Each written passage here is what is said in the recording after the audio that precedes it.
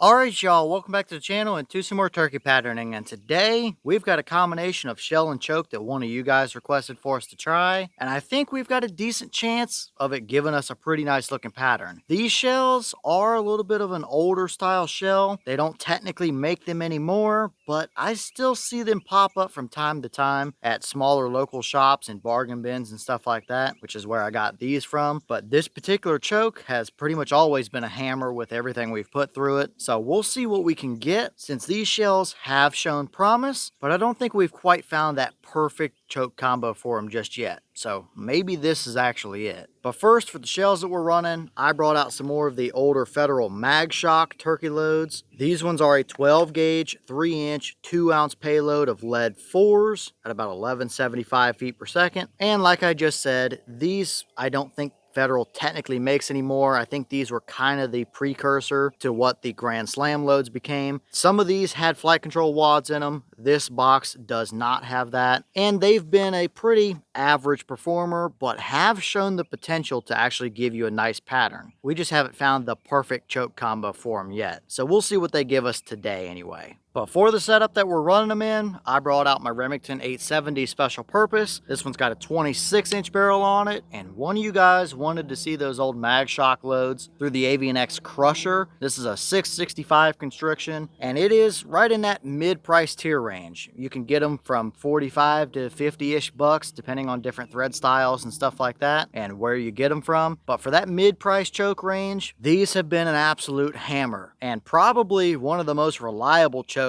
with a wide variety of different shells. So we've got good potential here for sure. It's just going to be a case of how those older Mag-Shok loads actually do through it. They're not a flight control shell, but they do have a full-length wad with buffering and copper plating. So this combo may or may not work out. We'll just have to see what it does. But for our test today, we're going to run it the same as we usually do, that being the turkey target down there at 40 yards and the chrono to get our velocity. So let's get you guys a view of that target and see what we can actually get from an older Mag-Shok load through that Avian-X. In theory, it should be good, but it's a lead 4 in an older shell, and that combination isn't always going to be a recipe for nice condensed patterns. So let's take our shot and see what happens.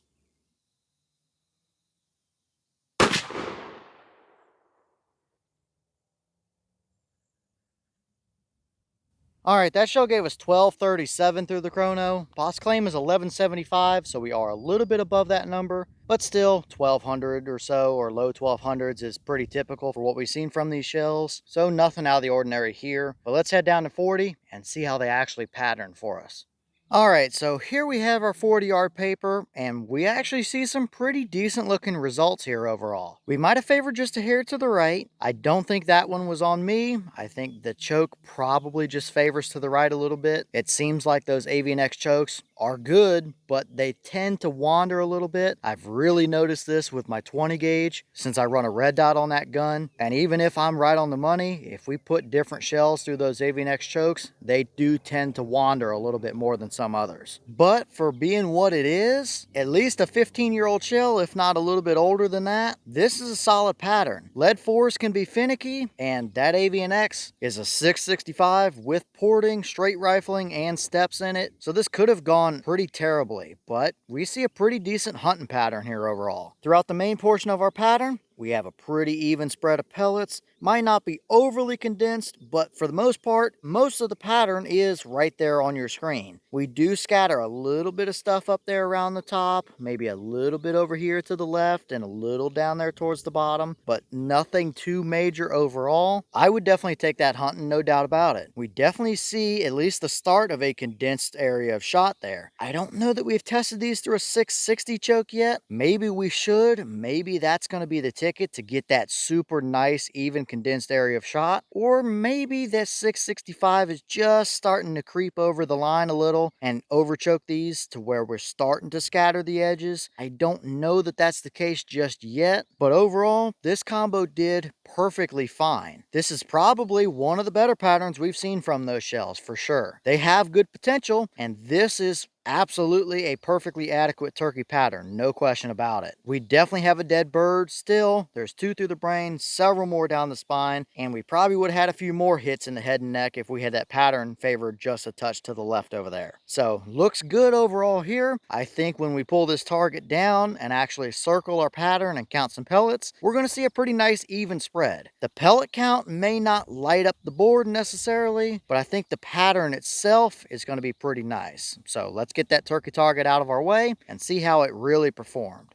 All right, so turkey target is now out of our way, and we can see that this is a pretty decent overall hunting spread. We have a 10 and 20-inch circle drawn there, and within the 10-inch ring, we've got a nice even spread of pellets. There's 74 of them within there, so plenty enough to do the job. There's not going to be a turkey that makes it through that spread at 40 for sure. Outside of that, with our 20-inch leeway circle, we pick up an additional 93 pellets. Pretty even there as well. Might have a little thin spot over here to the bottom right, and it might be a little thinner up there at the top than it is down there at the bottom. But overall, that's a perfectly adequate 40-yard turkey hunting spread. You can see though, we have our fair share of stuff outside of that, especially down there towards the bottom. And that really is what I kind of want to try and condense with these shells. If we can just clean up those edges a little and get them in there with that 20-inch ring, that's where we're really going to have a nice pattern. This is still a good pattern, don't get me wrong. For a lead 4, that's easily a 15-plus-year-old shell. I'll take that all day long. That's going to do the job just fine. It's 40-yard capable, and it might give you a touch more breathing room at closer ranges as well. So nothing really too bad to complain about there on that pattern. It is still probably one of the better ones we've seen from these shells, but they're just right there on the edge where it's a good pattern, but if we just cleaned up those edges a little bit, we would have a very nice pattern. Overall though, can't really complain too much about it. Once again, I would say the Avian-X chokes are another good performer here,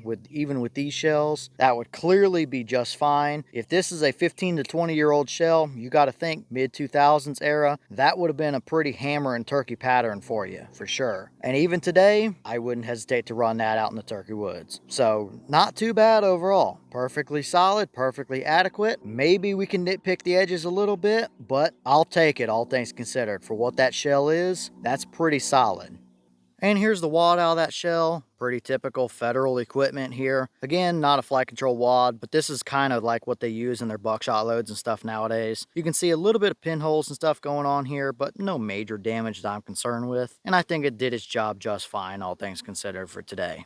Alright y'all, well, what did you think about that performance right there? I think we pretty well covered it. It's a perfectly solid turkey hunt pattern. Is it as good as a load of longbeard 4s? Probably not. We've seen some nasty patterns from those longbeard 4s as we've tested them. So I don't think this will ever reach that territory, but that is still perfectly adequate for a 40-yard turkey hunt all day long. If you misjudged your range a little or had to take a little longer shot, you could probably reach that out to 45 yards or so and still get enough of them through the head and neck to do the job. So it's perfectly fine. It may not light up the pattern board as far as numbers go. We may have had a little bit of stuff around that bottom edge there that I would have liked to have seen clean up. But for a 15-plus-year-old shell, that's a Federal load as well, they're not known to make the best turkey shells overall. I'd say that Avian-X Crusher did perfectly fine with them. That's probably about what I was expecting to see overall. Is a decently condensed spread, but maybe not perfect, and that may just be the limitations of what that shell can give us. I think we need to do some more testing with it though. Maybe a couple other 665s, or maybe even going a little tighter to a 660. That might surprise us if we can just bring in those edges a little bit. But leave all your thoughts down below. Is that about what you expected to see? Were you a little surprised one way or the other? Have you ever run any of those old Federal Mag-Shok loads? And if so, what kind of results have you seen from them? Is this a pattern or a combination you would hunt with? Or would you prefer to see it a little more condensed down than that? Or is that about what you're looking for as far as leeway goes in your pattern? And what other combos do you want to see us run when it comes to these old Mag-Shok loads? Let me know all that down below. But with that being said, I've got some more testing to get done for you guys, so I'm going to get back to it. As always, you have the channel Instagram as well as the mailbox where you can send stuff if you'd like. All that information will be in the description if you're interested in it. But I'm going to get back to it, so I'll see y'all in the next one.